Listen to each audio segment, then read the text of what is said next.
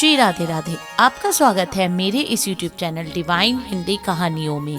आज मैं आपको ठाकुर जी की अपने भक्त श्री गोविंदास जी के साथ की अद्भुत लीला की कथा सुनाऊंगी। अगर आपको मेरी ये कथा पसंद आती है तो कमेंट बॉक्स में कमेंट जरूर करें। एक दिन ठाकुर दास जी ने गोविंदास जी से कहा, हे गोविंद, मुझे दाल बाटी खाने का मन है। गोविंदास जी चकित होकर बोले, प्रभु आप तो 56 भोग पाते हैं, फिर दाल बाटी जैसी साधारण चीज क्यों? ठाकुर जी ने हंसते हुए कहा, आज मैं 56 भोग नहीं बल्कि तेरे हाथों से बनी दाल बाटी खाना चाहता हूँ, पर मंदिर की रसोई में नहीं, तेरी कुटिया में आऊँगा, वहाँ तू उसे उपलों पे बनाना। गोविंदास जी ने ठाकुर जी की आज्ञा स्वीकार की और चुपचाप तैयारी करने लगा। उन्होंने इस बात को मंदिर के अन्य सेवकों से छिपा कर रखा, क्योंकि ऐसा मानना था कि ठाकुर जी मंदिर के बाहर नहीं जाते हैं। गोविंदास जी ने गिरिराज जी की तलहटी में अपनी कुटिया के पास उपलों पे दाल बाटी सेकी और दाल बनाई। उसी समय ठाकुर जी ने एक और लीला रची। गिरिराज जी की तलहटी में एक भक्त प्रतिदिन झाड़ू लगाता था। वह बहुत गरीब था और उसका मंदिर में प्रवेश निषेध था। वो केवल दर्शनार्थियों से पूछता था कि आज ठाकुर जी ने कौन से रंग की पोशाक पहनी है और अपनी कल्पना से उनका स्वरूप देखता था। वह ठाकुर जी से प्रार्थना करता, हे नाथ, मुझे दर्शन दीजिए। इस जन्म में तो मैं आपके योग्य नहीं, पर अगले जन्म में मुझे चींटी बनाना ताकि आपके चरणों में आ सकूं। उसकी इस प्रार्थना से ठाकुर जी इनको रिझा दिया। ठाकुर जी मंदिर से बाहर आए और झाड़ू लगाने वाले के पास पहुँचे। उन्होंने उसे पुकारा, अरे भाई, मेरे पैर में कांटा लग गया है, जल्दी आकर इसे निकालो। भक्त ने ऊपर देखा तो नीली पोशाक, मोतियों की माला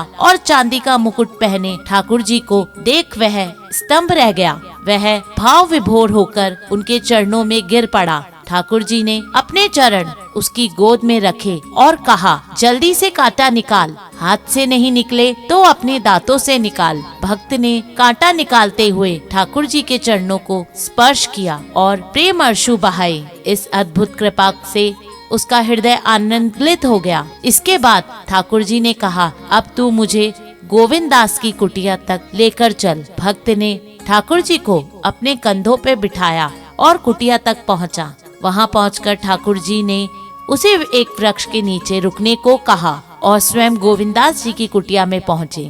गोविंदास ठाकुर जी को देखकर आनंदित हो गए। ठाकुर जी बोले, गोविंदम, जल्दी खाना परोस, मुझे बहुत भूख लगी है। गोविंदास जी ने सुंदर पत्तल में दाल बाटी, चूरमा और चटनी परोसी, लेकिन ठाकुर जी बीच बीच में बाटियां अपनी पीताम्बरी में छिपा लेते। जब गोविंदास जी ने यह देखा तो बोले, प्रभु आप मंदिर में 56 भोग पाते हैं और यहाँ बाटियां छिपा रहे हैं, ये सब किसके लिए है? ठाकुर जी मुस्कुराते हुए कहा, ये बाटियां उस भक्त के लिए है जिसने मेरा कांटा निकाला था।